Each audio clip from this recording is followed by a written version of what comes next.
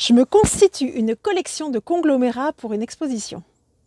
Et oui, je suis Anne-Sophie, géologue depuis plus de 20 ans, et là, je suis en train d'organiser une exposition sur les conglomérats dans le but de faire de la médiation scientifique dans les sciences de la Terre. Je vais exposer différents types de conglomérats, des conglomérats que j'ai trouvés sur le terrain, à travers mes différents contrats, à travers mes différents voyages, qui sont particulièrement localisés au Québec et au Nouveau-Brunswick. On regarde ça ensemble? Je vais te montrer des spécimens. Pour en savoir plus sur les phénomènes géologiques, les roches et les minéraux, abonne-toi à ma chaîne. Donc, conglomérat, je tiens à le préciser, c'est une roche qui contient des fragments d'autres roches. Et généralement, les conglomérats, c'est à la base d'une séquence sédimentaire. Sur le schéma, on voit que une séquence sédimentaire, ça commence par du plus grossier jusqu'au plus fin. Le plus grossier, c'est les conglomérats, ensuite le grès et ensuite l'argile. Je vais te montrer différents conglomérats que j'ai trouvés l'autre jour sur le bord du fleuve Saint-Laurent au Québec. Alors cet échantillon, c'est vraiment intéressant parce qu'on voit qu'il y a des fragments d'une roche très très siliceuse ici. On a des fragments de quartz, donc ça ce sont des morceaux de quartz. Donc dans ce cas-là, c'est quand même un quartz assez blanc. Moi je pense que c'est un quartz qui provient des failles, des fractures, etc. Donc on a des fragments de quartz et des fragments d'une roche plus siliceuse. Ils ont pu voyager sur des grandes distances. Ils sont réputés pour être très résistants en fait. Un spécimen de conglomérat, on va le mettre de côté. J'en mets un autre. Pour s'appeler conglomérat, en fait, il faut que les fragments soient supérieurs à 2 mm. Ça fait 1 cm là pour l'échelle. On voit aussi que les fragments constituent la grande majorité de la roche. Très peu de ciment entre les fragments. On voit des fragments de roche siliceuse, ça aussi. Des fragments de quartz. Et là, très fin, très très fin, je vais l'approcher. Très fin, ce sont des fragments d'argilite. C'est une roche qui est constituée d'argile, qui a été consolidée. Et ça reste quand même une roche très fragile. On voit quand même que c'est une petite minorité de cet échantillon-là. Morceau d'argilite aussi ici. Intéressant celui-là.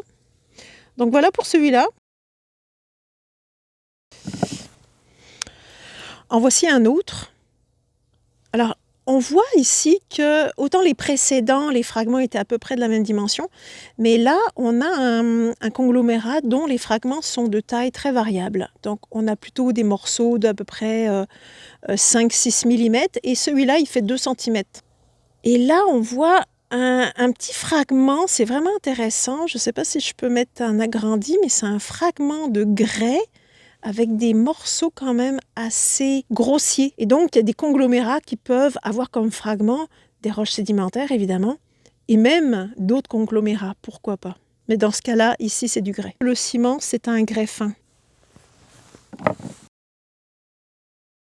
Alors le suivant, c'est un conglomérat avec des fragments de différentes tailles, comme tout à l'heure. Le ciment est quand même...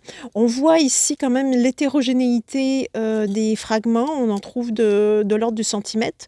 Et on trouve des fragments ici de 2-3 mm. Donc c'est quand même la limite entre le grès grossier et le conglomérat. Ouais, ce morceau-là est intéressant parce qu'on a vraiment une nature très hétérogène des fragments. Voilà pour celui-là.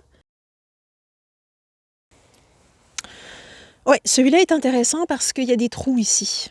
Il y a des fragments qui sont partis. Ils se sont détachés.